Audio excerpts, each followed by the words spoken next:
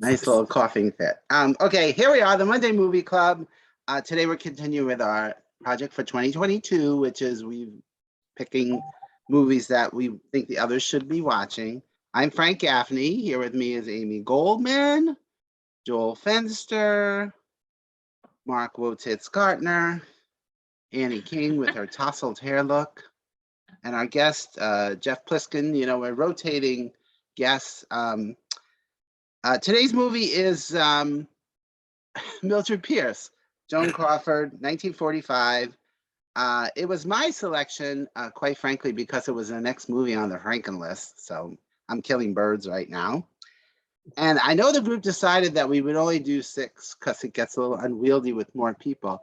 But today we have a special guest. When this person asked me if she could participate, I'm like, I have to say yes. Ladies and gentlemen, here she comes. Janice Main. Oh my God! Wow! What? Right? I was like, yeah, okay, girl, come on in. So that's She's why awesome. it's in a waiting room. That's why we had the waiting room, right? She's muted. Look, she's got a Mildred Pierce cafe. We do. This was an actual restaurant in St. Paul from 1999 to 2003. And a local chef, Sheila Connolly, opened it up. It was Mildred Pierce. Now it's an Italian restaurant, Mucci's. But Did she murder somebody every night? What was that? Did she murder somebody every night? It could have been a thing. No, but it was very kitschy, kind of dinerish, very cool. Well, I just read that there's actually a restaurant in Gainesville, Florida, called Mildred's Big City Food, and that one is still open. Okay. All right, so Janice, why did you want to join us today? Amy was insisting you would never do this. She would never. She's too shy. Nice. I'm not everybody. Well, I was drinking one night and, and I was actually watching. In fact, I renewed my HBO Max subscription so I could watch this. I watched this movie when I was a teenager, like maybe 15 or something. And then I watched. I thought you were going to say maybe 15 years ago. Years ago, yeah. I was a teenager, and then I watched it again drinking, and I have some fun notes. But yeah, I don't know. I thought, hey, I got something to say. You always do, and we love reading your crap. So I think Joan Crawford was drinking when she made the movie, so you were right in good company there. Fabulous. All right, so here we go. I'm going to just give a little bit about the movie. So I think if last week's movie was a chick flick, this is a women's picture. That's what they used to be called. So, okay, it was based on a novel by James M. Cain. And the next year, his another novel of his was an even bigger hit. That was The Postman Always Rings Twice. So Warner options Mildred Pierce for Betty Davis, and she says no. Michael Curtiz is assigned as the director. He's the one who directed Casablanca 3 years earlier. And he wants Barbara Stanwyck, who just had a big hit in Double Indemnity, but she has a non-exclusive contract with Warner's, and she says no. Curtiz lobbied for Olivia de Havilland or Joan Fontaine, but both were deemed too young to have teenage daughters. Now, of course, they're ancient. But 2 years earlier, Joan Crawford was released from her contract at MGM by mutual agreement. Yeah, she was labeled box office poison for 3 years, and then she was turning 40, and they were like, see ya. And so she lobbied for the role, and Curtiz actually made Joan do a screen test, and then he relented, and he lived to regret it because they did not get along during the filming of the movie. And so, you know, because for Joan, this was make or break. She hadn't done a film in 2 years. So this had to be a great movie, you know, to revive her career. And so, and you know, her being Mommy Dearest and all, you know, she was right in one respect, in that it was a great role for her. She won the Oscar for the role. And so here she plays a mother who is headed for a disaster, divorcing her somewhat wealthy husband. And she starts a successful restaurant after being a waitress for like 5 minutes. and she has to deal with that spoiled daughter, and it was a box office smash for her too. So, and she really is terrific in it, very compelling and sympathetic. You know, nothing like the gargoyle of Joan Crawford that we're going to see in the next 20 years emerging. And you know, she's very subdued, the loving mother, friend, and wife, a stark contrast to her previous roles, and also, again, the mommy dearest that we all know and love. And but you know, gorgeous close-ups. And it was so, sometimes it was disconcerting because she'd be in this beautiful thing and the camera would cut to the wide shot. She'd be like that. I'm like, I had a question, like especially the first half of the movie, she was constantly close up like that. What's the reasoning for that? Like film school wise? Yeah, to make her look beautiful. Yeah, that was Okay. a big Make you trope, like which I her. was never a fan of when like just a piece of it is bright and then dark, and it to me it's just Yeah. over melodramatic, but that was what they did. Yeah, Okay. beautiful. But the next shot, she looks same and haggard. All right, so nits to pick about the movie. I thought, what's with all the musical numbers? That kid was like Margaret O'Brien for Warner Brothers. She has a number that could be right out of Meet Me in St. Louis. And then she gets pneumonia. I think, you know, she doesn't even, and she's dead. Maybe she had the COVIDs. And then, Mm. and I didn't even remember that there was another sister. That's how, and I had seen this movie when Janice was 15. So, Few years So- ago, you mean? yeah. Original theatrical releases. Oh. Snap. And Anne Blythe is good as Vita, but I felt like it was pretty one note. Like she was just a crank, you know, a little bitch, if you will. And Anthony said it would have been more interesting, he felt, if she was like nice to everybody and then just a bitch to her mother or something. But Oh. it just seemed like she was pretty one note. And amazingly, Anthony watched this movie because I think he remembered the Carol Burnett sketch and Joan Crawford being a crazy woman, and it was nothing at all what he thought it was going to be, but he said he really enjoyed it too. Why was being a waitress in the 30s such a demeaning job for somebody? I don't know. I don't know that it was. I think it just was to Vita because she just looked at the high life and everything. And a waitress is somebody who helps people. I think any type of job like Like a that. servant kind of Ah, thing. yeah. I just took it that way. It was just hard. And Zachary Scott plays Monty here. He more like Gay Gayerson. He was I was gonna ask, is he oh gay? my gosh. He was so flaming. Yeah. And he even had a smaller waist than Joan Crawford when he was wearing his pants with a tight cinched waist. I'm like, good Lord, girl. But he was a good sleazeball. I was fine with that. And oh, I also read that there was no murder in the novel. They just put that in for the movie. I've read the novel. Has anybody else read the Oh novel? wow. No. So, and the on Wikipedia it said there were quite a bit of changes, and when they did the miniseries in 2011 with Kate Winslet playing Mildred Pierce, Closer to the novel. closer to the novel. But I enjoyed that as well. So then who else we got? Oh, Jack Carson, who is great here too, but he pretty much was the same character in every movie he did. But you know, solid. I think he's a very solid character actor. Like him a lot. Eve Arden shows up, and she got Oscar nomination for this role.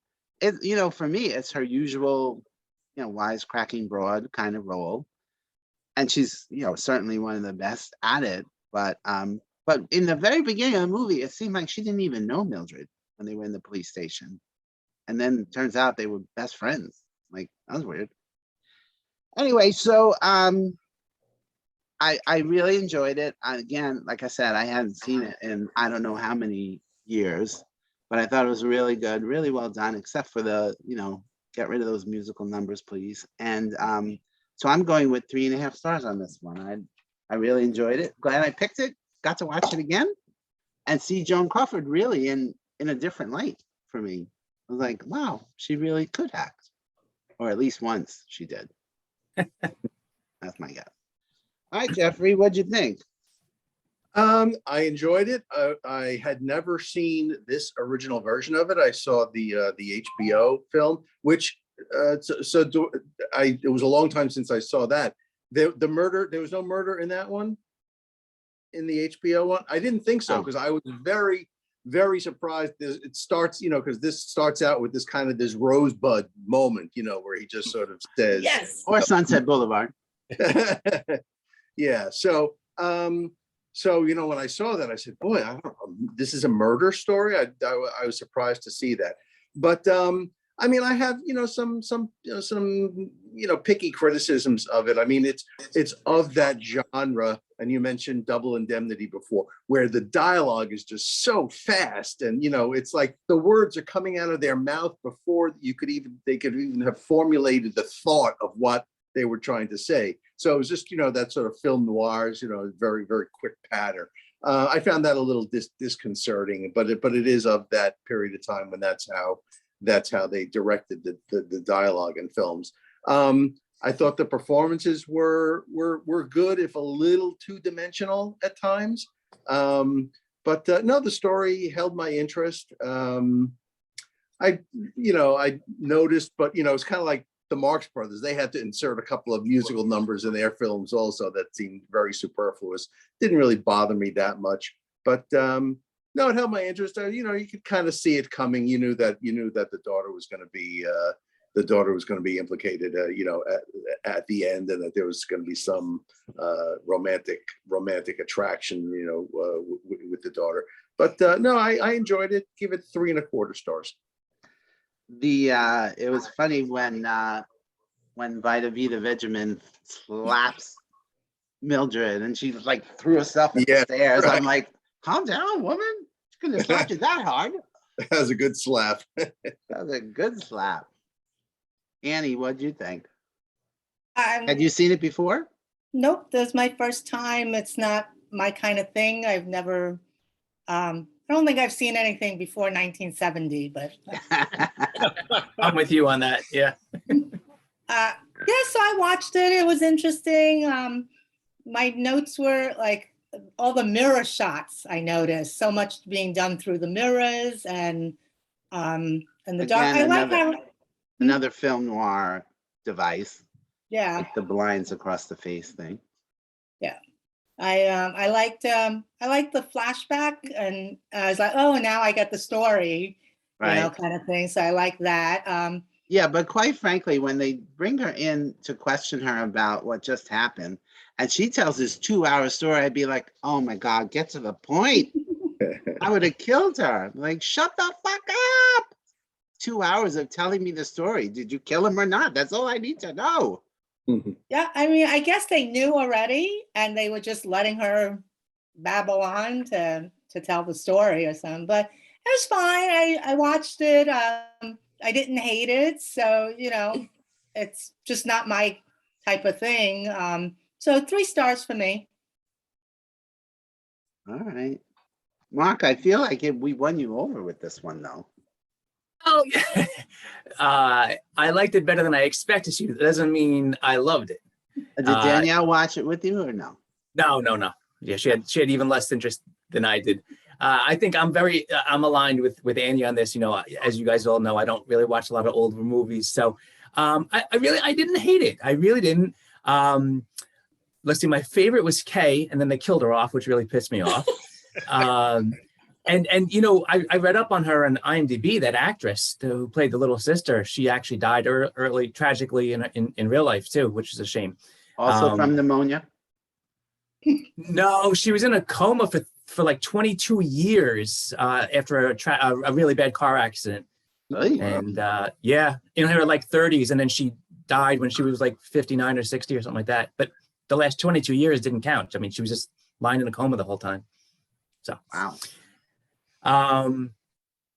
Let's see. I enjoyed and was surprised by how much suggestive dialogue there was back in 1945. And maybe this is something I'm just missing. Maybe this was in a lot of movies back then, but I mean, there was a lot.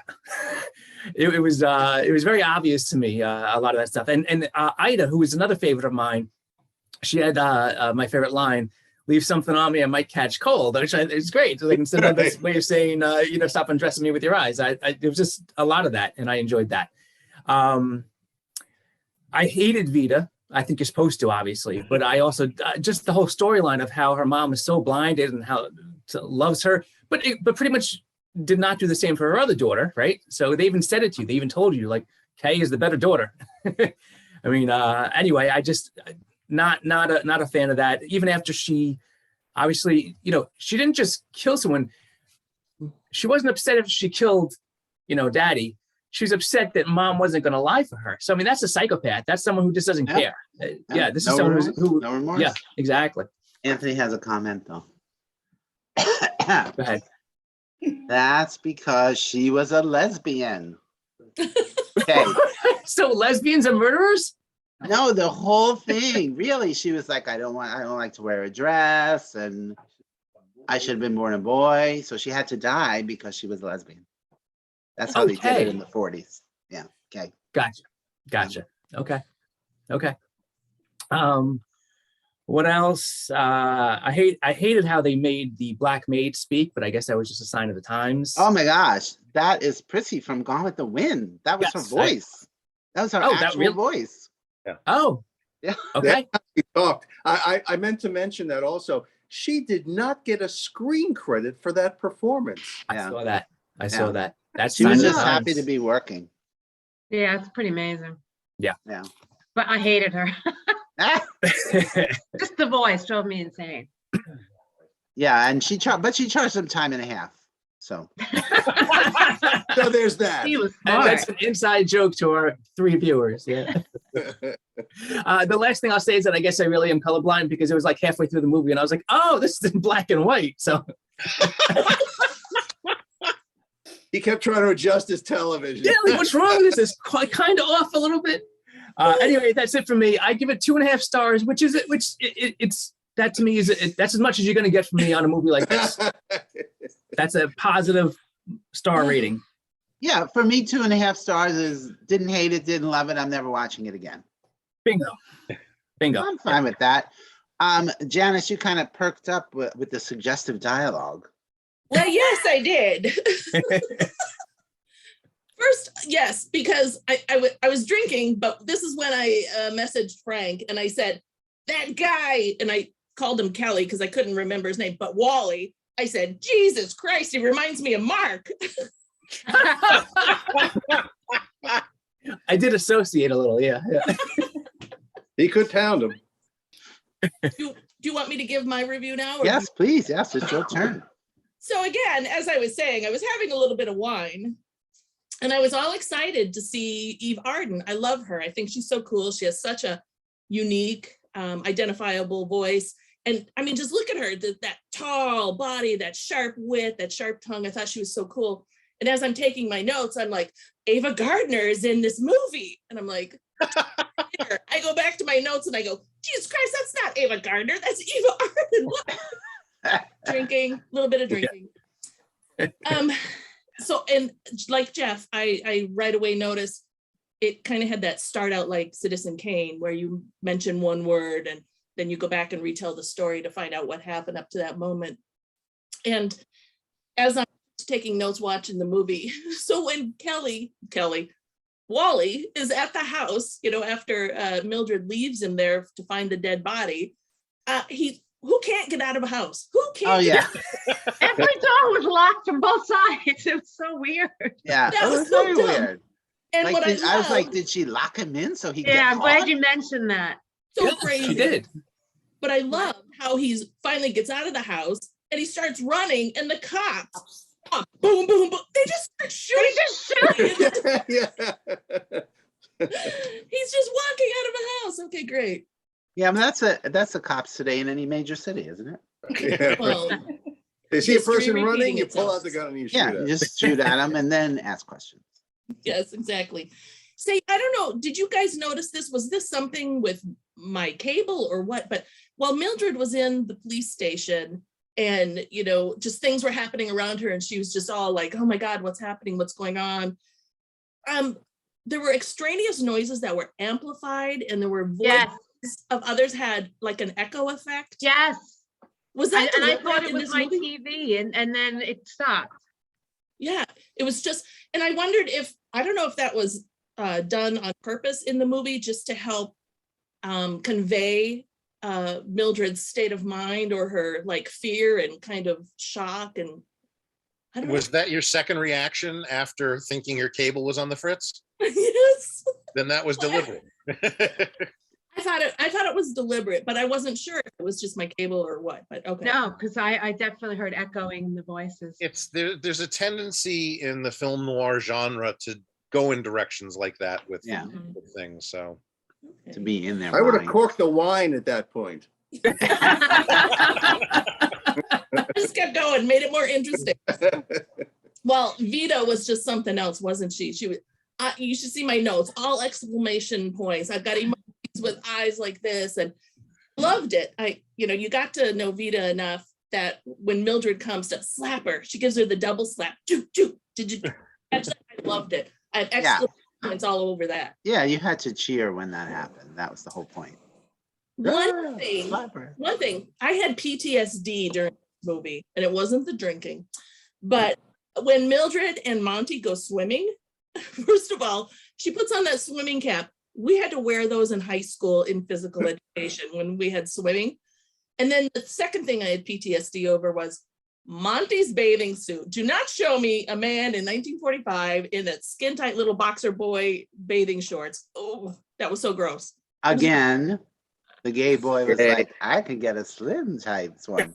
Yeah, it was also funny because you remember with the bathing cap, trying to put that thing on did not take the 2 seconds it took her to put it on. Well, no, Yeah, in the cut she shot, starts it was to put it on, perfect. and then Yeah. in the wide shot, it's already Yeah. on. I'm like, no way that bitch happened in 2 seconds. Yeah, Exactly. but I thought he looked fabulous in that big sweater and then those cute little trunks. I thought it was adorable. And so did he.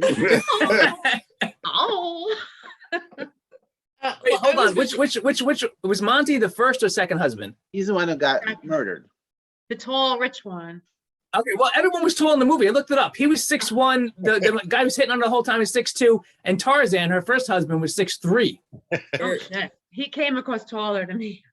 Oh no, the first husband, you could see him. He was jacked back in those days, which is why he was Tarzan. So.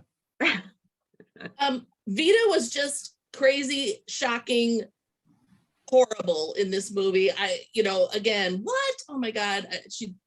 What a pig. Monty and Vita. I have fucking pigs. Sorry, language. Well, she was also nominated for supporting actress, Sam Blake. Wow. And she was horrific. 16. Wow. Well, and then to fake a pregnancy to get money out of the guy she roped into marrying her. Janice, you've never done that? Oh my God. No, I got really pregnant. I have one child. But anyway, she just killed me. And you know what I think? I think they could do a part 2, Mildred Pierce. So it's Vita in prison, but Mildred would still go and visit her all the time while Vita still treated her like shit. And Mildred still would love her and dote on her. And then finally Vita would get out of prison and go to live with Mildred because Mildred still wants to fix her and love her and, give her everything she wants. And Vita would still treat her like shit and go underground and do some nasty, horrible things. Vita can't change. Like you said, Mark, she's a psychopath. She's narcissistic. She's got like borderline personality disorder. The things that she said, it's your fault the way I am. It's your fault as much as it is mine. She was nuts and just mistreating people and all for a moolah and status. It was just creepy-ish. I love that you're writing a sequel. That's nice. I know. It's like Orange is the New Black Part 2. Oh, there you go. I give it 3 stars.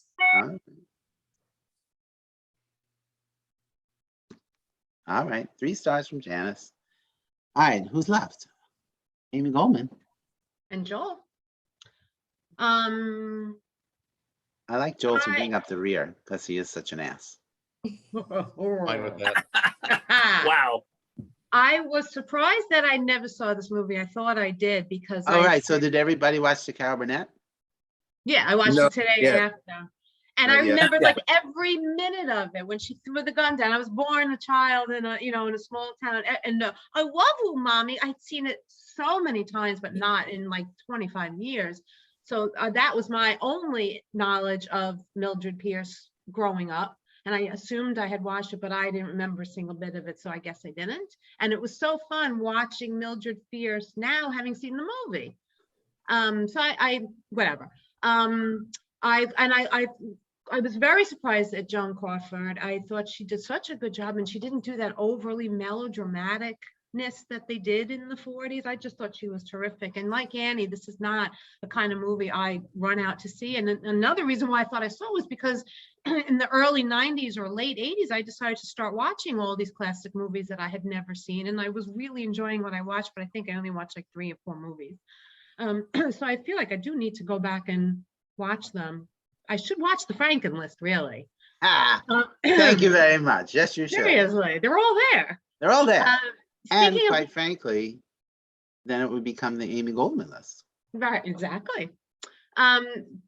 The fast dialogue that they do in times like that. I don't know if Annie, you had the captions on, but my captions seem to be defaulted to always be on when I watch a movie now for our homework. So I was able to actually catch a few words that I thought I would have never even understood what he just said. So that actually does help.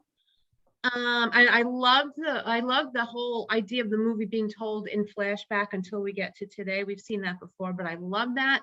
I loved Eve Arden, and the only, again, as a kid, well, it was 1978, so I was 12, but when I saw Grease, Eve Arden was the vice principal or the principal, and I loved her. And it was so fun seeing her now because she looked and sounded exactly the same, even though it was 30 years before. Loved her, loved her, loved her.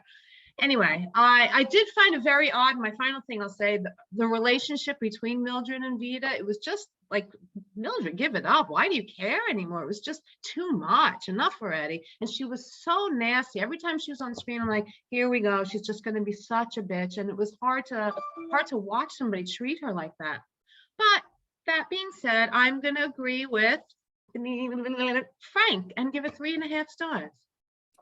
I can't say I loved it, but I really, really enjoyed it. I don't know that I would watch it again, but if I had to, I would have no problem watching it Amy, again. we all know if you really loved it, you would have given it 1 star. I would have given it like 2, wait, 1. But I this is like loved it. 40 2 years. You stars. can watch it again.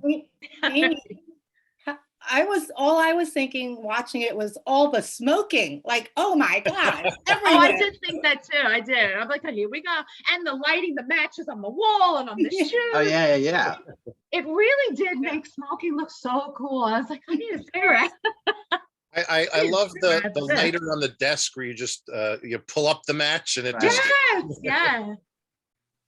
And the daughter, when she started smoking, and she asked her, when did you start smoking? And it was like, 3 days ago. And she's got the whole move down, she's, poised with it and everything, It was probably because the actress had probably been smoking for 10 years. Right. That's At that point, she was 16. So yeah, At she probably 16, started. Annie and I when she was certainly 6. were. All right, Joel, it's your turn. So I'm a big fan of film noir as a genre, and this is kind of on the outskirts of it. It's not specifically within it, but it's close enough. Well, Joel, don't you think they added the murder just so it would be more in that realm? Well, yeah, definitely, because otherwise it's just, melodrama and not much else. And I think they wanted something to hook the audience into the story. Well, they were in a movie theater. It's not like they were going to leave after 5 seconds. Can I ask Joel, anybody who's read the book or saw the TV series, what is the whole point of the movie if not for the murder? It's the book, I should say. Yeah. It's Mildred's journey, and it's really, it still has the dynamic with Vida. Yeah, I mean that's the crux of the story. Yeah. In the novel is her relationship with her daughter, who is this. I mean, you think she's bad in the movie. The book makes her seem even worse. She is just completely narcissistic and probably something of a psychopath. It's an interesting dynamic in the fact that Mildred is constantly trying to feed that relationship to keep it going. Like if I'm her mother, if I give her what she wants, she won't be this despicable person. Right, and Uh, also there's that element of how did this happen? I'm Yeah. a nice person. How did I spawn this thing? and But it's if the movie ends with her basically getting her daughter thrown in jail, and that's the end of that, what is the whole story? What's the follow through and the ending of the book? Yeah. What's the point? If the point here is to say, give her the comeuppance that she correct. deserves. Which is why they put in the murder so she would go to jail. Yeah, because you couldn't. So I don't see how it could be anything different. Right. Well, it just it is. I read the book in college, so it's like what 2,000 years ago at this point. Yeah, what And happens to Vita? at I the don't end of the remember. novel? She does not get her comeuppance. I remember that, but I don't remember the specifics of what happens. You know, Maybe That's a the really novel different needs a story. sequel, Janice. it's funny that Janice mentioned the sequel, a sequel. There was a book written years ago by a guy named David Thompson called Suspects. And that's kind of what I was Googling because I haven't read it in a long time. And the back of my brain was like, weren't one of the characters from Mildred Pierce in there? It's a book that basically tells stories about characters in famous film noir movies like Chinatown and the Maltese Falcon and things like that, and gives it like a short story sequel of sorts. But I double checked and I'm mistaken. There was not one from Mildred Pierce. So you keep working on that, Janice. I'm sorry, I just looked up the Mildred Pierce that HBO did, and it's on HBO Plus. You can watch that. Yeah. They turned it into a 5-hour Yeah. series. Yeah. That's I a was lot. actually I have a copy. I have a copy of the book somewhere, and I could not find it because I wanted to reread it before this, and it just wasn't going to happen. So, Oh, Jeff, wait, I meant to ask you, is this picture behind you, is this like the MGM 50th anniversary, or is it from The Shining?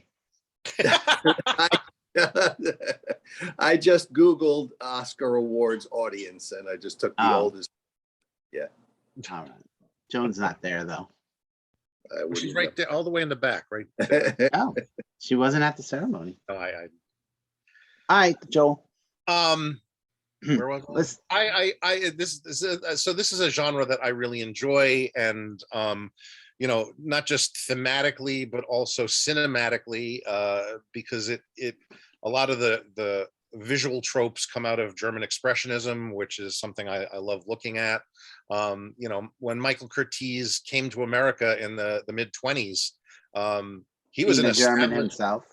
well, he's Hungarian, but he was an established film director in Europe. He had done something like 60 movies before he got to America, and did a ridiculous amount of movies once he was under contract to Warner Brothers. We're talking like maybe somewhere like around 100 in a ridiculous amount of time. And most of them are well-known big movies too. With major stars. So he worked with a lot of people over the years, in spite of the fact that Joan Crawford and he did not get along. So Hey, Joel, Yeah. did Joan Crawford get along with anyone? That's a The very girl good who question. played, if you She- read Actually- in trivia, the girl who played Vita loved her. Yeah, She And they really, stayed friends for the rest of her life. She Wow. made 6 movies with Clark Gable, I think. So, Okay. there had to be something there. Yeah.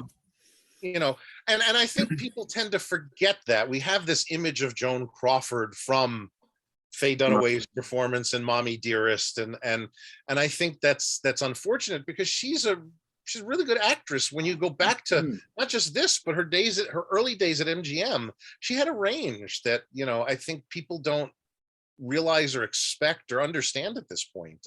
And it's really kind of unfortunate. But But she I think too was a psychopath. well, yeah, that doesn't preclude that aspect of somebody, but I enjoy the movie. I've seen it a number of times. I'd actually seen it, I think, in the last year or two, because as we've been going through the National Film Registry, it came up in the last year or two as we were going along through that. And I've seen it a few times. I enjoy the movie.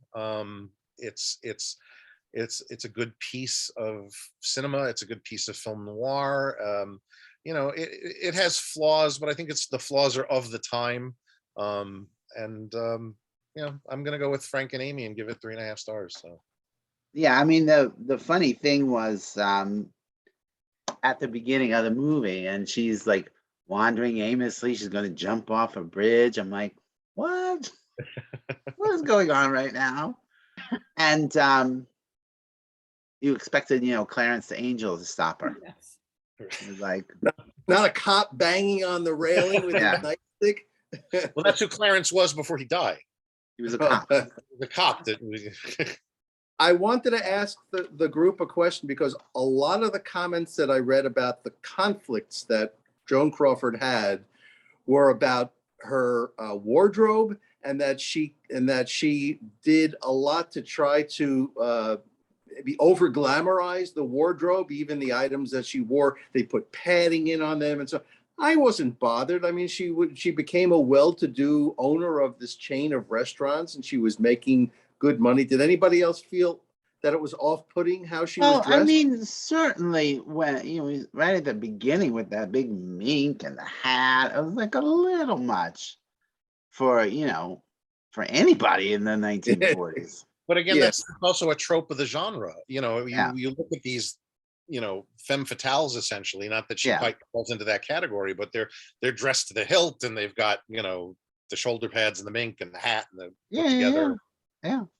So yeah, I definitely think the costumes were a little overdone, but Hmm. again, it's what she wanted, right? So And what Joni wants. I was going to say something. One thing I did want to say, but it wasn't this. Frank, I just have to say, I when I read the trivia this morning, she actually begged the director for the screenshot. They didn't force her to. She wanted the it screen so test. badly. The screen test, yeah, which I thought was really interesting because she's like Joan Crawford. Well, Oh, and the other, she wasn't Joan Crawford at that point. As Frank said earlier, she had she was box office poison at She was MGM done. for like her last Yeah. 3 years Right. because she made so many duds. right, Yeah. Not necessarily her fault, obviously. When you're a star contract player, you're getting shoved into whatever they tell you to do, yeah, and it just turned out that way. But she was fighting back for her career at this point, and she really wanted the part, and she won over. And she was only 40. So Yeah. I know she and Uh, Vita seemed like 50 and 30 easily. right. Oh, and the other thing was the house on the ocean. His house was the director's house, and in In Malibu. 1983, Yeah. In Malibu, yeah. it like fell into the water after a storm.